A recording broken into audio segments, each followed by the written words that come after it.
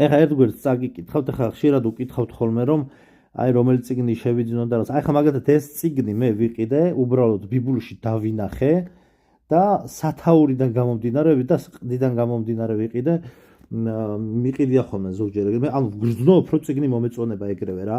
ვიქნები თუნდაც განტენბაინი. აი ხა შეხედეთ. ანუ წიგნს თითქმის ვამთავრებ, ანუ ერთ ბრმაკაცია, რომელიც სხვადასხვა როლებს ირგებს. მაგრამ ანუ შინაარსი ვაფშე ვერაფერი ვერ გავიგე, მაგრამ წყალივით იკითხება და არის სასიამოვნო საკითხავი. შინაარსი თითქმის არაფერი არ მესმის, ეს პირველი შემთხვევაში აი წაგიკითხავთ რა. უცებ მუსიკაზე თუ ჩამოვარდა სიტყვა, ყოველ სტუმარს თავისი ქნარი უნდა აჩვენოს, რომელიც ახლახან შემთხვევით უყიდე. ძვირი არც ის დამჯდომია. შემდეგ ჩემი მეუღლე ქნარს ააჟღერებს ხოლმე და აღმოჩნდება, რომ ნოტების ზარდახშად ძვირფასი გვქონია. შუა საუკუნეების ნახელავი, მგონი სამხრეთ საფრანგეთში გაკეთებული. როცა განტენბაინი არ ლაპარაკობს, სიჩუმეა, მაგრამ ამ სიჩუმეს მაინც არ ეთქვი სიჩუმე. მაშინ თითქოს ირმის ტყავგადაკრული თეთრი დივანი ლაპარაკობს. საითაც არ უნდა გავიხედო, ყველაფერს გემოვნების ბეჭედი აზის. განარამია გადამეტებული არა, მაგრამ არც ერთი ნივთი აღარ შეიძლება, რაც არის იმაზე უკეთესი, უფრო მშვენიერი, ან თუნდაც უფრო გამოსადეგი იყოს. თითქმის მიხარია განტენბაინი, აქაუდა ბრმავარო, ჩვენს თეთრ ირმის ტყავს რომ წვავს ერთგან სიგარით, არაფერს ვიმჩნევ.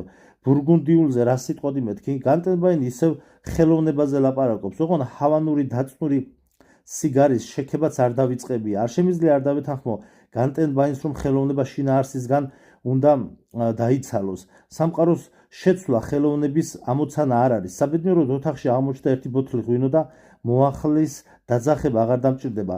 მოახლე გაგვაწყვეტინებ და საუბარს. ბოთლს საცობს ვაძრობ. არ ვიცი განტენბაინს ვინ ვგონი ვარ.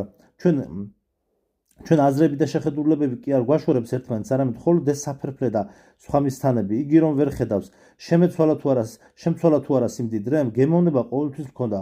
ოღონდ წინათ არ შემეძლო ჩემი გემოვნება სინამდვილედ მეკცია. რა მერე? ხო და ახლა ჩემს გემოვნებას კიდევ ჩემი მეუღლის გემოვნება დაემატა. აი ეს წიგნია, ბიბლიაში შეგიძლიათ თუ არის კიდე არ ვიცი.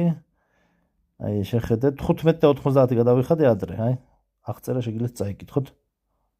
ასეთი კარგი სანიშნე მოყვება, გვერდზე გამოწეული ქონდა და მოახევ. ანუ არსებობს წიგნები, რომლებიც არის ხმამაღლა წასაკითხი. აი ეს წიგნი ჩემთვის მაგალითად მაგ კატეგორიას მიეკუთვნება რა. უნდა წაიკითხო ხმამაღლა. ანუ სიამოვნება, სერიოზული кайფია. ხმამაღლა საკითხავი წიგნია, რას კითხულობ, ვერ გებულობ, მაგრამ кайფია რა. აი ეს